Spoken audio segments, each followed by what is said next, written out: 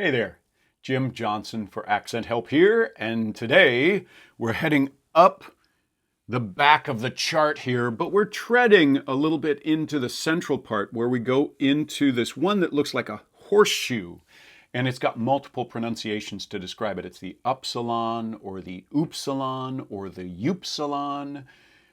You call it what you please.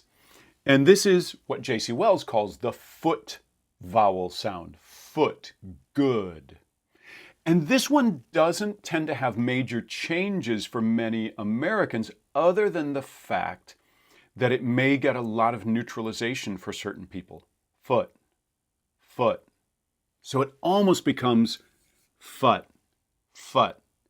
But it may have a little bit of lip rounding, and it may have, so let me put a diacritic for lip rounding on there.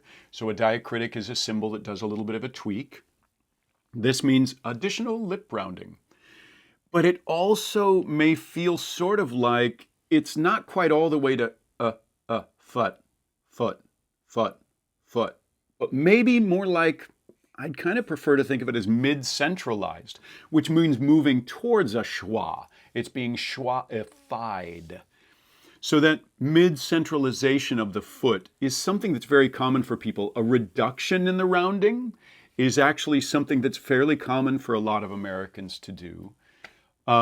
When we look at it on the chart, one of the things that they added at one point on the chart is they finally put a dot in here, which when you've got two symbols on either side of a dot, which we've got all over the place, that means that the one to the right is rounded and the one to the left is unrounded. Well, in this case, the foot is on the rounded side. It doesn't have an unrounded equivalent, as noted on the chart at least.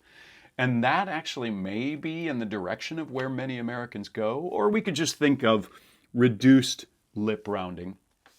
Mostly this isn't massive in American accents. There doesn't tend to be a lot of change to this in American accents, but there does tend to be a lot of change to this in a lot of accents around the world, especially when we're talking about ESL speakers, English as a second language accents, because very few languages have the foot vowel.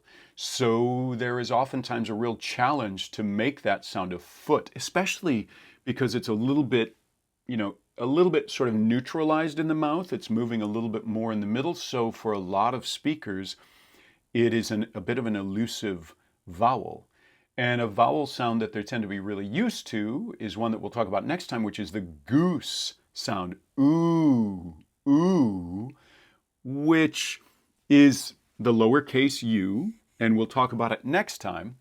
But that's what a lot of people go at least towards in many ESL accents. So instead of good, foot, should, it becomes good, foot, should, in many different accents. It heads in that direction.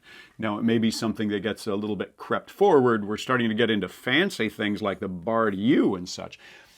But there's some degree of very commonly needing to shift it towards a more familiar-ish, ooish sound. And that will happen in many ESL accents. But otherwise, there are not typically significant changes to the foot vowel. Certainly not in native English speakers around the world. There doesn't tend to be a significant change to it.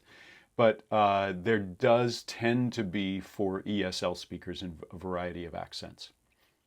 If you want to learn more about a variety of accents for actors, you can check out accenthelp.com.